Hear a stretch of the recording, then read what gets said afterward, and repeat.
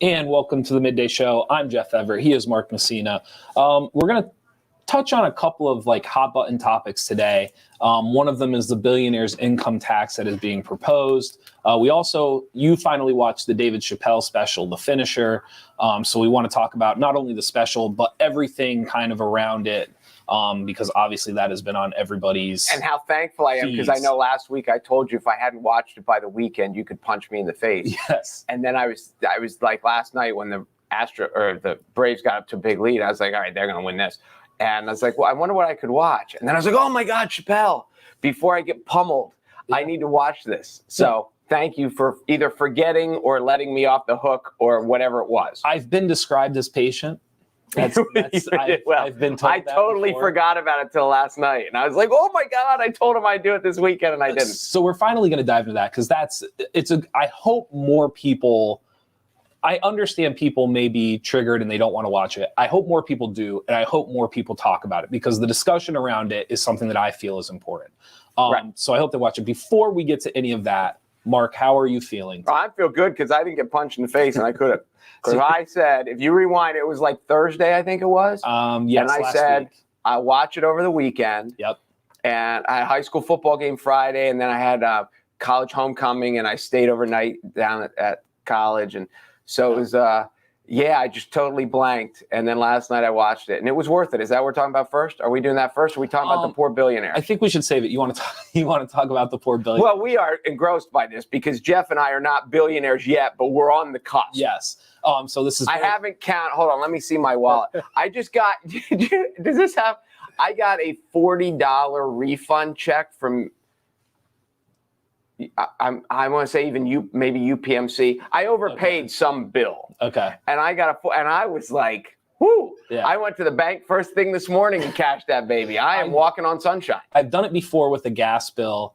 And then I've also done it before with my Xfinity bill, where I just, for whatever reason, I overpaid. It kind of stayed in there. Plus, with Xfinity and stuff, you get credits and you can earn whatever it is. Yeah. When you get that envelope and you're like, I'm used to paying out to these people, and you open it up and it's a check, even though it was only $40, buddy, I felt like it was on Easy Street. You felt like it was coming. I was beating the system. Okay, so it's been unveiled what the details. By the way, this has been out for 2 days, I want to say. This idea of unrealized gains, what it means, what it would look like. So the details of this have finally been revealed. It was done in the proposed billionaire's income tax by Senator Ron Wyden. Who's not a billionaire? Who? Senator Ron Wyden. I do want, at some point, I want to bounce back and talk about the title of that, the billionaire's income tax, because the naming of that to me, I'm not sure. It's a little fictitious, but it's relatable. People get it. Yeah, it certainly helps sell it. Yes. To most people. So I get it. I just disagree with the sentiment of the title because, in my opinion, it's not actually income tax. So here's some of the basics. It's going to apply to roughly 700 taxpayers is what they're estimating. That's it. 700 rich dudes. So first things first. Or women. Sorry, I didn't mean to make that specific. I'll bet, is Oprah in that? Possibly. She was on the Forbes. She has to be. She made the Forbes list. All right. So before we get to this, whether you agree or disagree with the actual proposal, it does only affect. So if you were on Twitter, if you were on Facebook, wherever you were looking, and you saw these people talking about like middle class people having to pay on these unrealized gains, based off of this proposal, that is not factual. That's not an actual thing that is happening. Those 700 taxpayers are basically the wealthiest people in the country. The concept behind here is that they would have to pay on their assets, even if they are unrealized gains. So, for example, in the stock market each year, they would be able to pay tax on gains or take deductions for losses. whether or not they sell the asset. So it no longer matters whether or not you actually sell the asset in your portfolio. It's a loss or a gain either way. Yes. So if you buy a stock for $100 and it goes up to $200 and you're one of these 700 rich people, you're going to have to pay, 33% tax or whatever, even though you didn't sell the stock. And it used to be you had to sell it, you had to accumulate the money and then pay it. Now they're saying because these rich people are just accumulating so much that they don't have to. And there's, as you've talked about, we talked about properties and things like that off the air, and you said, but those are real things. This is just kind of magical, fictitious, theoretical gains. But I think society is upset that the more they learn that whether it's a person like Donald Trump who paid very little in income tax, Sure. or whether it's an entity like the NFL who has some nonprofit tax status, and they're a billions and billions of dollar company who pays no taxes, that the normal schmucks like us are frustrated that all these people that own everything don't pay any taxes. And whether it actually helps society or not, it looks good. And at least now we feel like those rich people aren't beating the system. Who's we? The normal schmucks that pay taxes. Okay. Because I'm a pretty normal schmuck and I don't love this. Because you're on the cusp of being a billionaire. Yeah, far from it. The first homeless billionaire would be my YouTube channel. Here's a couple of things, and this is confounding for me to talk about because you've heard me talk a lot about this idea of like I'm not against taxing the rich. I'm also very pro like incrementally raising the minimum wage. And so for me, what I feel like this does, and I understand the negotiations, I understand you're just trying to get something through. What this does is you're not actually solving any of the actual issues as to why we're in this position. Because to me, the reason you're in this position is like the lack of companies, employers having to pay their employees a wage that matches the inflation that has gone up. And the problem now is they're saying like, well, we can't raise it X amount. And it's because, well, yes, because we didn't do it for 20, 30, 40, right. 50 years. Right. So to me, what this does is, again, I don't love the idea of taxing unrealized gains. I think it's a slippery slope. I understand it's only for 700 people. I get that. But that is like, it's the foot in the door to this idea that you are able to be taxed on something that is not actually fiat. It's not actually seen, you haven't technically accrued it yet into something you can do with it. Because there are different ways, as I was reading into it, there are different ways that these people can leverage their portfolios, but they're very few and far between. For the most part, until they actually liquidate it or sell it off, there's not much they can do with it other than keep it in there for a long time. Now, because they're rich, they can keep it in there for a long time. So I do understand that. But to me, what this feels like is the government said, we want to grab this money. How do we grab this money? And they did it. And so I'll end this soliloquy with, to me, it seems outrageous whenever the normal schmuck like you or I, the idea that like we would get a higher wage and the government goes like, well, we can't do that. Or the idea that like we get a stimulus check and the government goes, well, we can't do that. It is a valid point. But then when it's time for the government to get theirs, all of a sudden now we can tax unrealized gains. And to me, they're trying to sell it off like, well, it's only these 700 people and that makes it okay. And again, I'm pro taxing the rich. I am pro raising the minimum wage at some point. But this idea that like these 700 people elevate it and it's never going to be able to like affect me, I just disagree with that fundamentally. I get your point. And that's one of the things that people have always said with the gun lobby, with the NRA, like because when the gun people go after things like the semi-automatic rifles, and the NRA says once they take this gun, then they'll take the next one. Yeah. And so I've heard that argument before. I don't know if I totally agree with that argument that once they tax these 700 that they're coming after everybody else. The main question to me is where's the money go? is done with it. And the second part is, I just think it's a political, because for the Democrats, as it's always looked at that the Republicans are protecting the rich and the Democrats are trying to get the rich to pay their fair share. That's the way it always is played. Whether it's true or not, that's how it's played. Yeah. Now, because I just wanted, while you're talking about it, because I don't want to have to double back. In the actual proposal, the things that they list, and this is coincidence, right? Like this is a proposal. It's not exactly down to the dollar what it would go to, but the three things that they list are investments in childcare, paid leave, and addressing the climate crisis. And so the irony, but this is the irony, and this is kind of my point. The government's going to get this money, and they're going to get to decide what to do with it. And I understand, like, that's the way the government works. That's the way the world works. I get that part of it. But the irony for someone like me is, like, I don't have a kid. I also there's a solution. I also technically don't get paid leave. And also too, like, I understand climate crisis is going to affect everybody, but like, I don't own any oceanside real estate. Yet. Okay. But so this is the point I'm making, is like, even this it does not benefit the working class of America.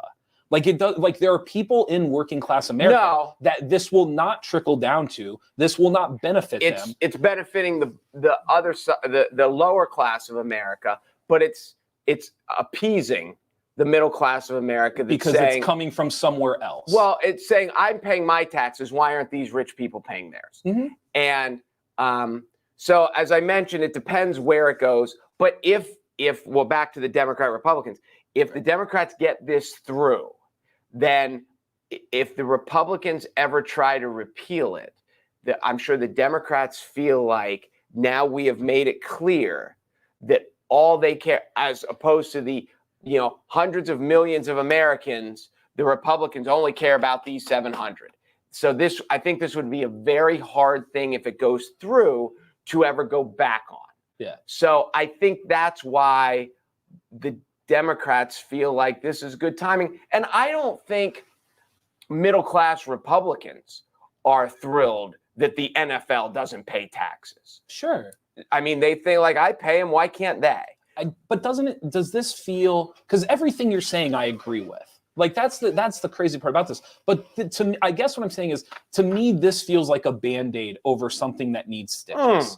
It doesn't actually do, again, there's this idea of, like, we have to take from the rich, but then when we take from the rich, it just goes to government. And then they're going to decide what to do with this. And to be completely honest with you, the lower and middle class, the majority of us will never see this money. Correct. We're just not going to. Don't you think, though, that, like, and we're not overly political people, we kind of stay abreast, but I think in the political climate, there are so many governmental things that not only feel like a Band-Aid, it's only when it's a pretty Band-Aid that can help us get reelected.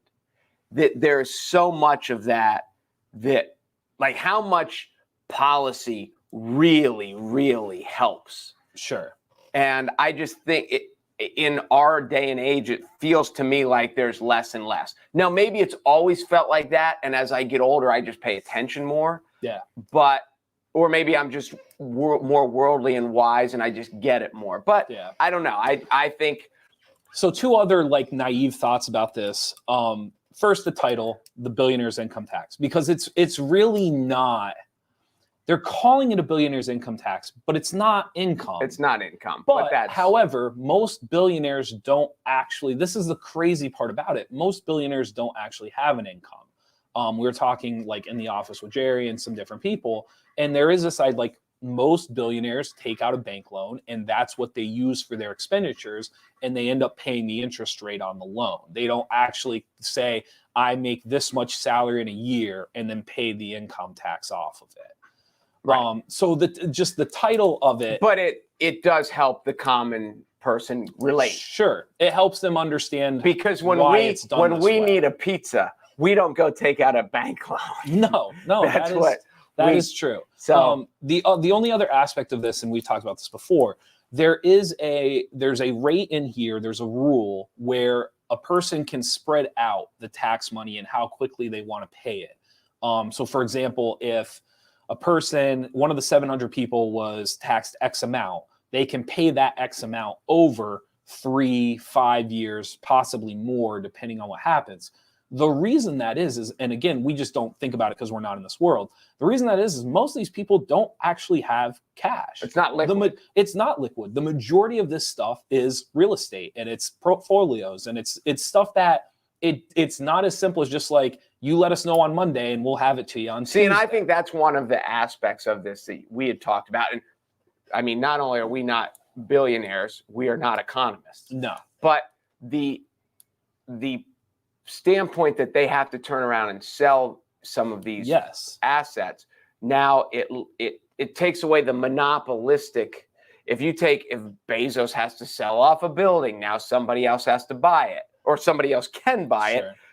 And now it spreads it a little bit unless China buys it. Sure. And that's a possibility too. And then it comes in. So how does it work out? It's funny you say monopolistic, because I almost had, and it's a good point, I almost had the opposite viewpoint of it. Of if I'm one of the lucky people in the middle class who owns stock, right? Like if I'm one of the lucky people who is invested into a portfolio and I'm invested in Amazon, like I don't want Bezos having to liquidate his portfolio. I don't want Amazon having to sell off warehouses. Like I'm personally invested in the success of their stock. So then at me being the armchair economist that I am today, so then maybe they're thinking that instead of, then you will invest in other companies other than Amazon, and Amazon won't become the question then is do I know about the loss soon enough to, because otherwise, like, they liquidate it, they don't, like, I would imagine Bezos,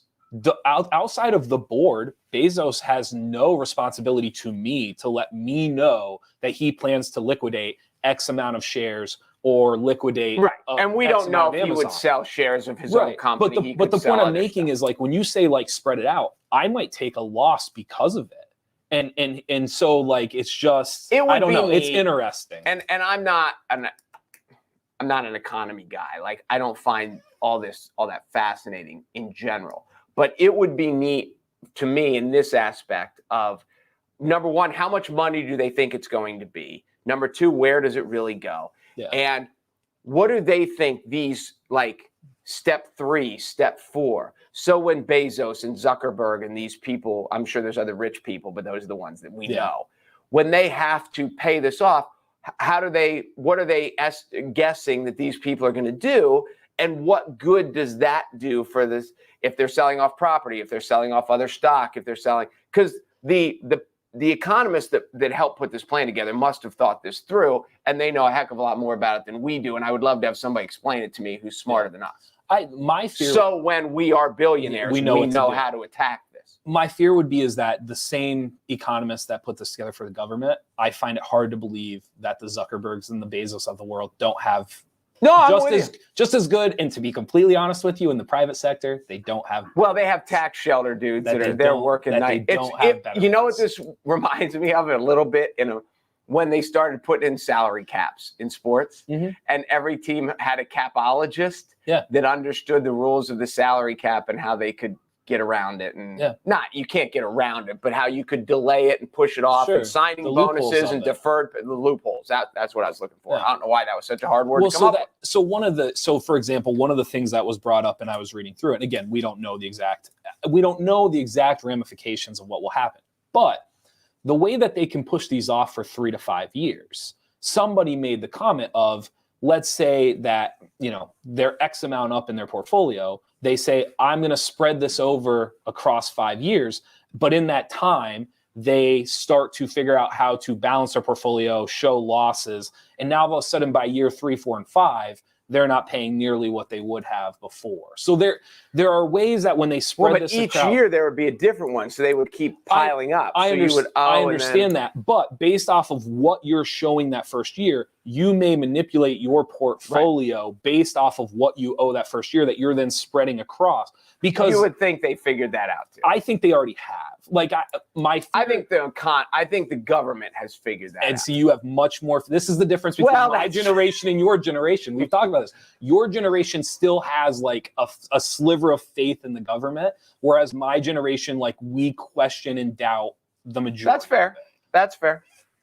All right. All right. What's thanks for putting and and to all the billionaires out there that we just helped, thank you, because we know we have lots of them. Of the 700 people that this affect, I'm going to guess 300-400 watch our show every day.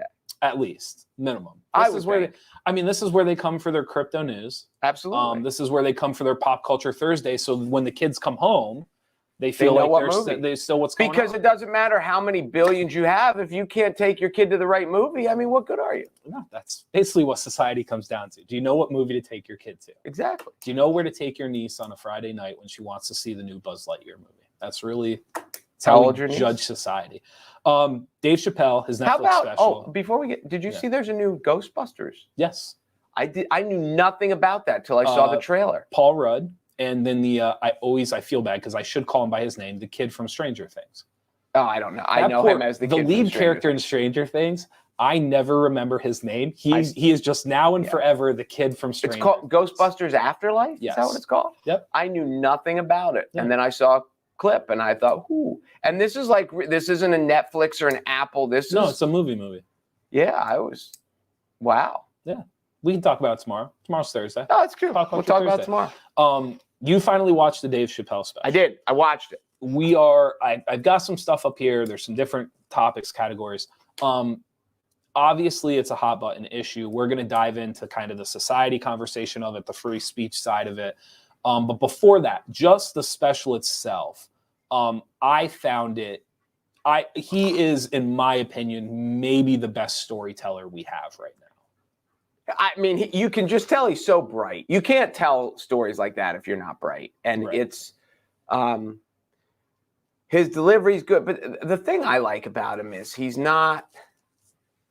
There have been so many. He's not really a physical comedian. There are moments. Like there's every now and then he breaks out a facial expression, but in general, it's just a guy just talking.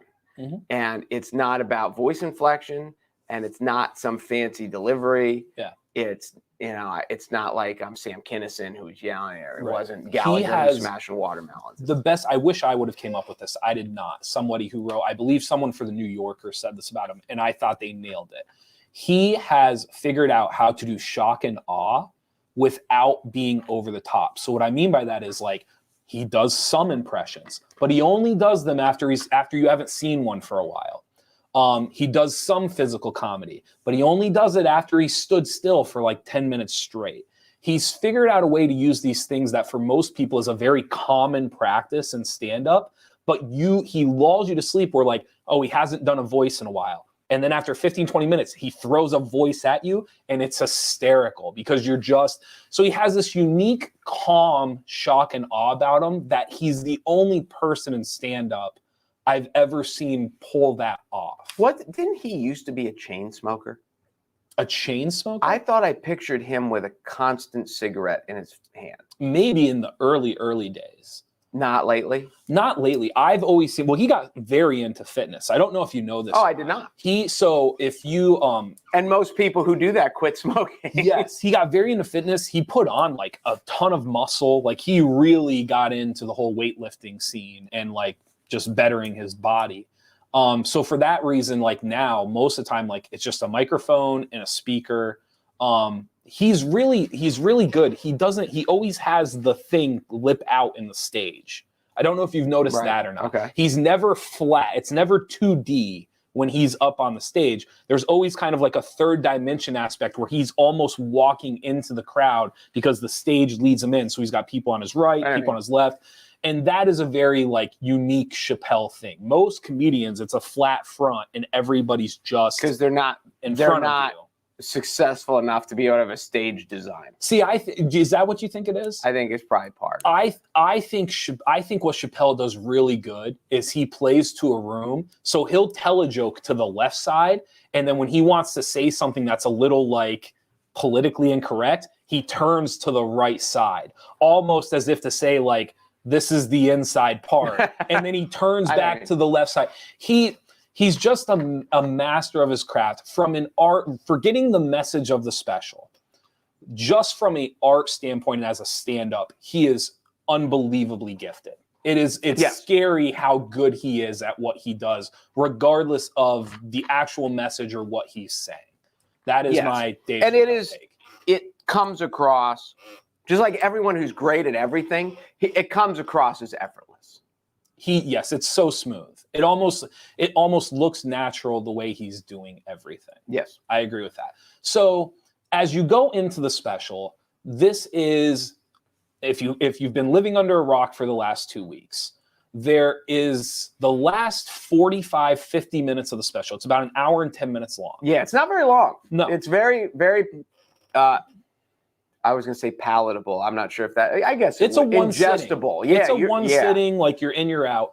The last 45, 50 minutes, he is basically addressing and telling analogies about his experiences with the LGBTQ community, specifically the trans community is where it ends up leading to kind of like the back half of the show. Before he gets to that, he tells a couple of jokes that are very controversial about Jews. He tells a joke about blacks. He tells jokes about whites. He basically, for the first 20 minutes, he hits kind of like every subsection of culture. He even talks about his wife, who's Asian. He hits kind of every subculture and kind of stereotypes or panders to them or makes a joke that is certainly controversial about them for the first 20 minutes. And in those 20 minutes, the crowd laughs at every single joke. You know why? Why? Because they're funny. They are funny. I should have, today is when I needed my quote back here on the wall. My Ricky Gervais quote. And this is one of those that when you're watching in the privacy of your own home, and I was watching, it's on Netflix. Did we mention that? It's on Netflix. Yep. And I was watching in my bedroom, and like some of the ones you laugh out loud and you feel a little bad about laughing out loud. It is like that. But you feel better. Politically correct jokes. No, they are not. But you feel better because the whole audience is laughing out loud too. Correct. So you're like, I'm just as bad as these people. And so the subtleness, what he ropes you into, because if you watch the special without actually knowing what it was about, the first 20 minutes, you think he's just going to jump around topics. That's kind of what he lures you into. Right. And you're laughing at all these different subsections of society. And then the back end for 45, 50 minutes, he starts talking about LGBTQ and the trans community. And basically, if you wanted to try to wrap it up or sum it up, the main, most simple point of the show is that if you were going to laugh the first 20 minutes, but you're not going to laugh the last 50, then something's not right. And so his whole take on this, on the show, like his real take on this is, if we're allowed to make fun of every other part of society, then cancel culture cannot allow the LGBTQ community or the trans community to decide you cannot laugh at us or you cannot joke with us. You have to have a standard at all times that we are above being made fun of. And Chappelle challenges that standard. Yes, and he does it brilliantly. And I can't believe that if you watch it, I would actually love to talk to someone from the LGBTQ community who did watch it to get their stance on it. And as he keeps coming out, as he keeps coming out, that was a bad part because he's not coming out. I'm trying to think of how one of the things that he stresses through this is like what he's really saying. And he goes over like clarifications and he goes because he's like, I had all these people come up to me and tell me that after listening to my act that I hated women. Right. And he's like, I really don't hate women. I don't, like, I tell jokes about them and I do this, but I don't. So one of the issues of society, and I'm sure this has been around forever, is we are so quick. We hear one thing and now all of a sudden, we hate that person. And they don't like I'm sure there are people from Blossburg who watch the show who hate me because I make fun of Blossburg all the time, but I make fun of it just because that's where you're from. Sure. So it's a joke and we're friends and he's like, people just don't get the message. And when you get into art, which it is his art, right. And there's lots of things that it can't, if you make it too plain and too vanilla, then it's too boring and it's not artistic. And one of the places that Field of Dreams is one of my favorite movies. Do I have a Field of Dreams poster here somewhere? I don't think I do. Field of Dreams is one of my top 5 movies. I was in my young 20s and I was talking to an older buddy of mine and I told him how stupid it was and this and that. And all he did is look at me. He's like, that's not really what it was about. You should watch it again. And I was young and, full of piss and vinegar. And I kept telling him this. And in one of these, he goes, that's not really what the movie was about. I think you should watch it again. And I went back and watched it because the first time I probably watched it, I was like 16. And then I watched it again and then I got it. So, but the only reason I got it is because I had somebody who I liked and trusted who told me that I was missing the point. But there are so many people out there who hear one thing, who don't discuss it, who don't analyze it, who don't sit back, and they hear this, and and now with the internet and with social media, they can blast. It takes off. And he was like, people thought I hated women. I don't. Right. And people think I hate the trans, and I don't. Right. But there's also that aspect of just like, I don't hate the transgender, but as your point is, if I can tell jokes about black people and I can tell jokes about Jewish people and I can tell jokes about white people, I can tell jokes about trans or the LGBTQ community. Right. And why are they the sacred cow? So he did really well with it. And I would love to talk to someone from that community and see what they thought about it. Yeah. There's a lot of things. I thought it was so important just for the sake of stand-up and just like, I don't want to dive into free speech and that whole aspect of it. But in stand-up, there has almost become this taboo, like because of social media and because of the way marketing works now, in order to be a successful stand-up, you almost have to be like inclusive. And it's like, there are very few comedians now that are afraid to like step on to some of these issues, like current conversations that really society kind of needs. And so I just thought from a value standpoint for stand-up and for art, appreciating the message, you don't appreciate the message, to me, that's a whole side conversation. To me, just the value of having somebody stand up there and being like, no, like, we're going to talk about this. And like I said, I think he's unique that he's an unbelievable storyteller, but also too, like, he's just old enough and he's just been through the ringer of everything enough. And you think back to the history of the Chappelle show and like him walking away from the money and everything else. I don't know who else could have done this. Like if he doesn't do this, I don't know where stand-up goes 5-10 years from now. This really, really mattered from the standpoint of like art and stand-up and just being able to put together a show that says like, no, we're talking about this. Like, you may not want me to, but like, we're going to talk about it. Well, he went out, he talked about the Me Too movement and he told the women they screwed it up. Yeah. He even went, part of his joke was, you need to hire a man to run your Me Too movement. Yeah. And that was funny, but he's like, this is what you did wrong. And this is why, if you needed to do that. And it is, and again, you're allowed to look at, we do with family members all the time. Sure. We do with our kids all the time. We don't love our kids less when we correct them, but we get into society and we're like, that's one of the bigger, without diving into like that part of it too much, one of the bigger things that he says at the end of the show is he's like, I'm done talking about the LGBT community until I feel like we're laughing with each other. Correct. Because he goes, right now, you don't feel that way. Right. And one of the aspects that he does very, I don't want to say brilliantly, but like, again, only he could have pulled it off. But he talked about this idea of like, you're a part of that community until you're not anymore. And he talked about like, even being a black man, and you look at the struggles of that culture, and he goes into like even Asian culture because his wife's Asian, and he talks about like, you have all these movements for hundreds of years that have struggled, and they're trying to figure out like, how do we get to the peak of society? Like, how do we become equals? And and he goes, and then you turn and it's like, he goes, the LGBT community, he's like, I'm jealous of their success. Right. He goes essentially like the strides that they're making in society and being accepted. He goes, oh my God. He's like, what's your secret? Tell us. He said the person who told him we've been struggling for decades. Yeah. And he's a black guy. He's like, oh, decades. Yeah. Is that and so only it's just the timing of it and who's doing it and what was said. I just think it really mattered. And the other part too, like I've had conversations with people that like thought he was wrong.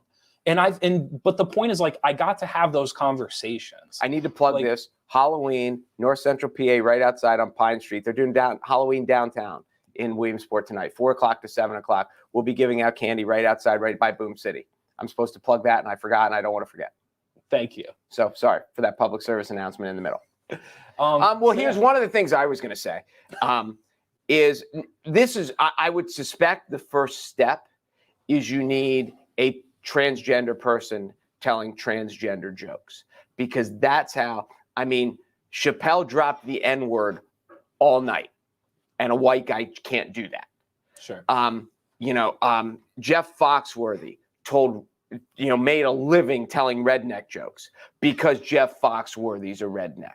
Like, you can make fun of your own a lot better than someone else. Jewish comedians can make fun of Jewish comedians all night. Sure. It comes off differently when someone who's not Jewish makes fun of Jewish people. So you can always make fun of your own easier than someone else can make fun of you. So that will probably be part of it. But he, in his act, he talks about a transgender comedian who he opened up for him. Who opened, yes. Gave that person their start and called them a friend.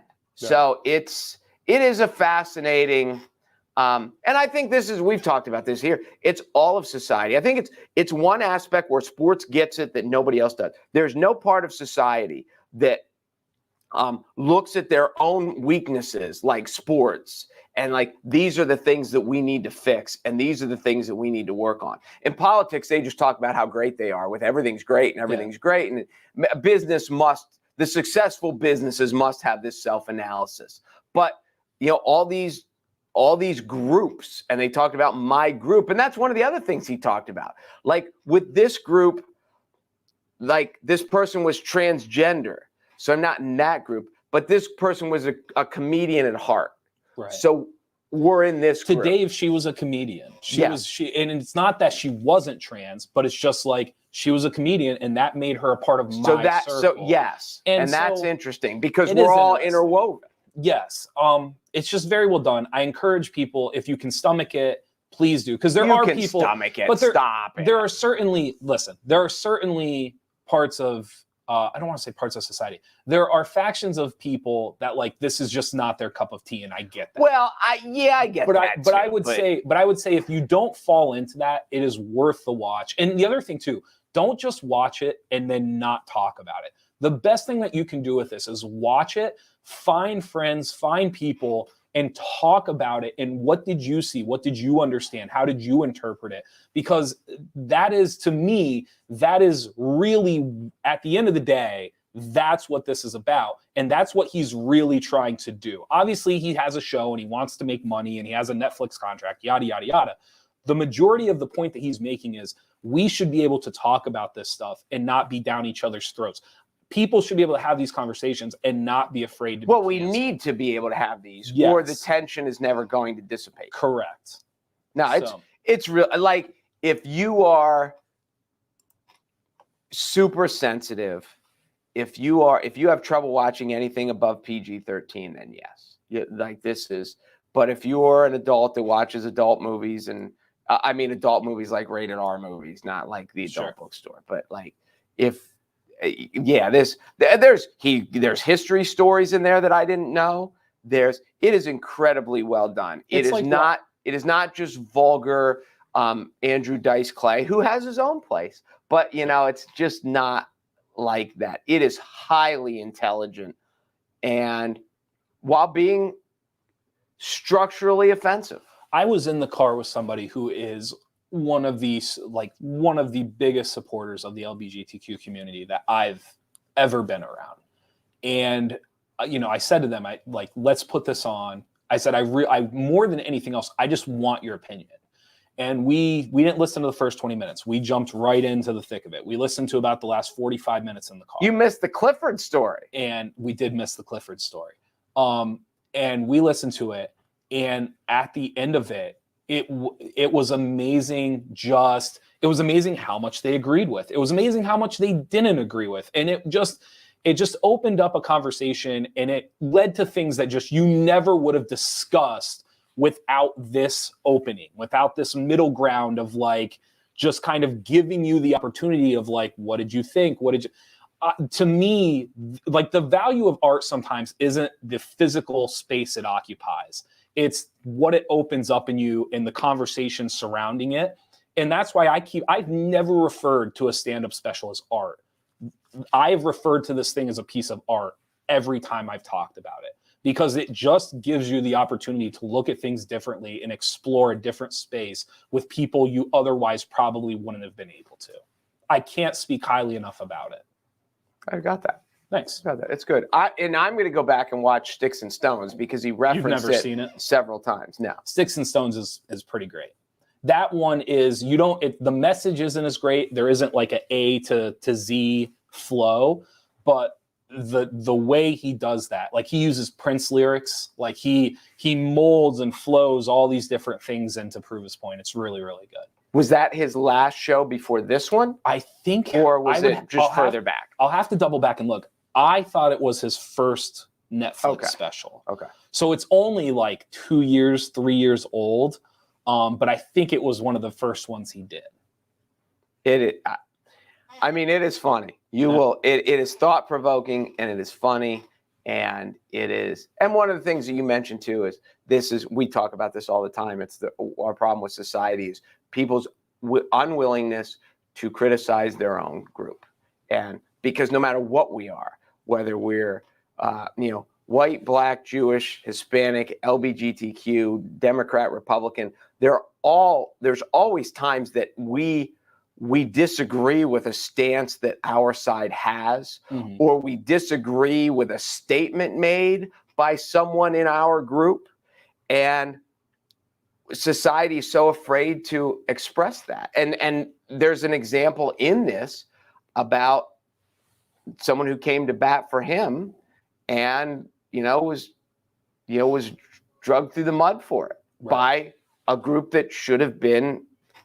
So I would watch I think it's hour 13 minutes is I think what I saw last night. And it is good. The stand-up itself is under an hour 10 because obviously there's an intro and stuff like that. Right. But yes, it's a one seat done. Please watch it if you feel like it'll benefit you. Real quick before we leave today, is anyone cheering for Houston? The people in Houston. You think that's it? That's it. Is anybody outside of Houston care if the Astros win the World Series? The only people are like, do you think Philly fans? I was going to say, if you are Phillies fans, a Met fan, I don't even think national fans have even been around long enough to hate the Braves.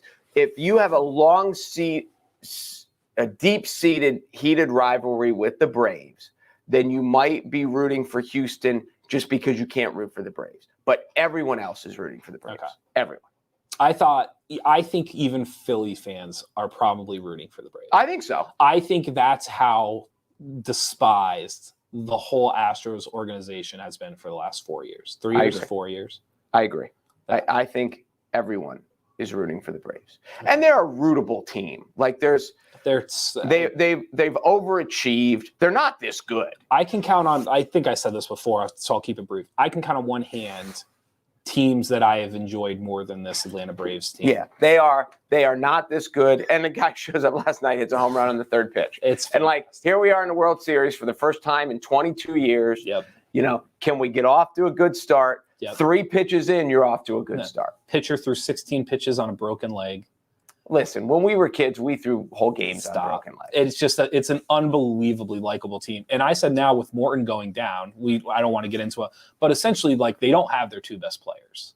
Well, one of them's been out since June. But correct. How about the play out? Doesn't that make it? You say that as if that doesn't it makes it less. Well, impressive. No, but it doesn't. It makes it more impressive.